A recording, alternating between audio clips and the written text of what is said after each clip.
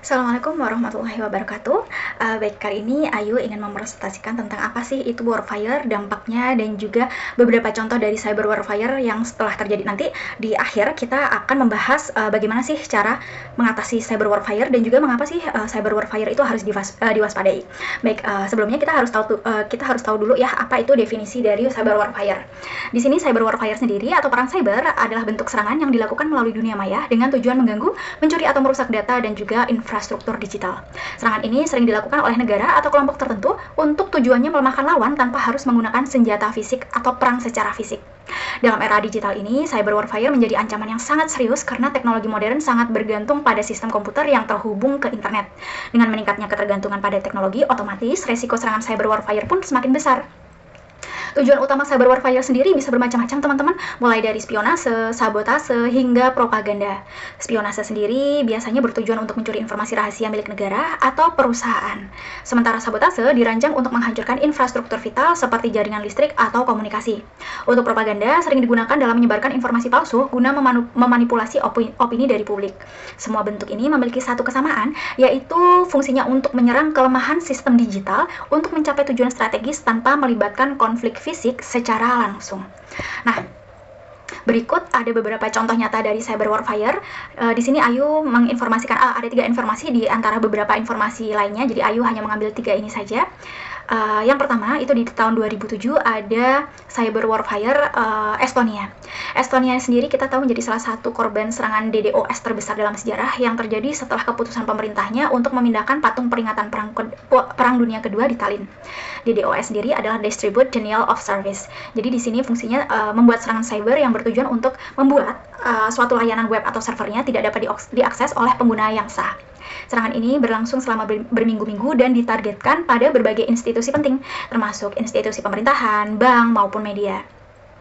Biasanya teknik yang digunakan adalah dengan cara membanjiri server dengan lalu lintas data dalam jumlah yang sangat besar sehingga servernya menjadi tidak dapat diakses atau down. Serangan ini tidak hanya melumpuhkan layanan online tapi juga menciptakan kekacauan sosial dan juga mengganggu aktivitas ekonomi. Estonia kemudian menjadi salah satu pelopor dalam keamanan cyber dan mendirikan pusat keunggulan pertahanan cyber NATO di Tallinn.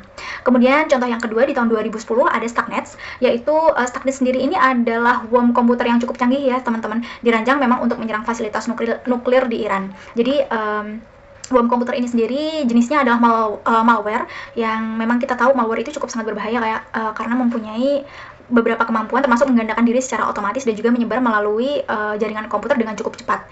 Dan ini pun tanpa perlu bantuan dari penggunanya. Nah, malware ini ditargetkan pada sistem kontrol industri yang digunakan untuk mengoperasikan sentrifugal di fasilitas pengayaan uranium di Natanz. Stuxnet bekerja dengan cara menginfeksi komputer yang menjalankan perangkat lunak Siemens Step 7 yang mengontrol sistem PLC atau Programmable Logic Controllers. Setelah menginfeksi, worm ini memanipulasi kecepatan sentrifugalnya hingga menyebabkan kerusakan fisik pada perangkat.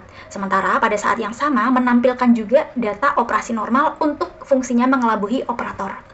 Serangan ini berhasil menghentikan sebagian besar operasi sentrifugal di Iran tanpa terdeteksi selama bertahun-tahun. Dipercaya bahwa Amerika Serikat dan Israel berada di balik serangan ini.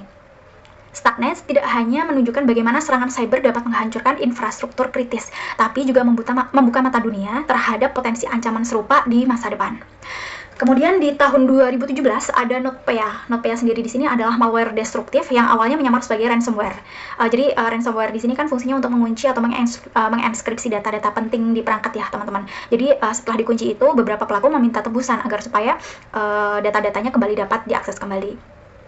Serangan ini dimulai di Ukraina melalui pembaruan perangkat lunak akuntansi yang bernama Medchok. Yang memang di sini sistem perangkat lunak akuntansi ini digunakan secara luas di negara tersebut. Dan malware ini adalah perangkat lunak jahat yang dirancang untuk menyusup ke sistem komputer tanpa izin dari penggunanya, menyebabkan berbagai macam kerusakan yang mengganggu kinerja komputer sehingga dapat mencuri data sensitif.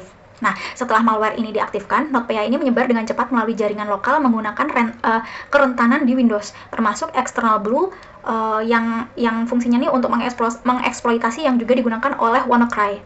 Malware ini sendiri menginskripsi master file table atau MFT mereka dari sistem file. Jadi di sini dibuatnya komputer itu tidak dapat diakses, tetapi tidak memungkinkan juga pemulihan data meskipun tebusannya sudah dibayar. Serangan ini tuh menyebabkan gangguan besar pada sektor keuangan, energi, dan juga transportasi di Ukraina. Sebelum akhirnya malware ini menyebar ke perusahaan global seperti Mars and Merck. dan pastinya juga menimbulkan kerugian miliaran dolar ya teman-teman. Serangan ini memang diduga dilakukan oleh kelompok yang didukung pemerintahan Rusia, yang menunjukkan bagaimana cyber warfare itu dapat digunakan dalam konflik geopolitik sendiri. Kemudian di sini bagaimana sih dampak dan juga cara mengatasi cyber warfare sendiri? Cyber warfare sendiri memiliki dampak luas yang mencakup beberapa kerugian ekonomi, gangguan sosial, dan juga ancaman terhadap nasional.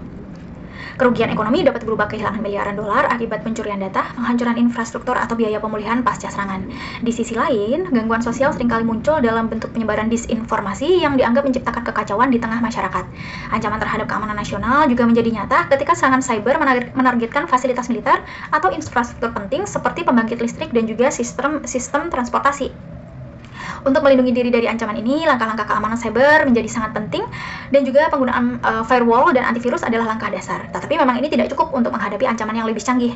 Implementasi dari sistem keamanan berlapis seperti autentikasi, yang di sini ada 2 faktor lah agar supaya bisa membuka data tersebut, dan juga enskripsi data diperlukan untuk meningkatkan perlindungan. Selain itu, kolaborasi internasional juga sangat penting untuk mengembangkan standar global dalam keamanan cyber dan juga berbagai informasi tentang ancaman terbaru.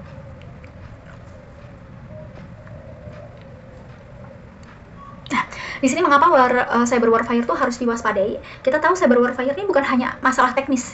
Ini adalah ancaman strategis yang dapat mempengaruhi kehidupan banyak orang, nggak hanya negara itu sendiri, tetapi juga masyarakatnya. Dengan kemajuan teknologi, serangan cyber menjadi semakin sulit dideteksi dan juga dihentikan. Oleh karena itu, penting bagi individu, organisasi, dan juga pemerintah untuk meningkatkan kesadaran tentang ancaman ini. Pendidikan dan juga pelatihan keamanan cyber, baik untuk profesional IT maupun masyarakat umum, adalah langkah penting untuk menciptakan ketahanan digital yang lebih baik. Selain itu, pemerintah juga perlu berinvestasi dalam infrastruktur keamanan yang kuat dan juga mendukung penelitian dalam teknologi keamanan cyber.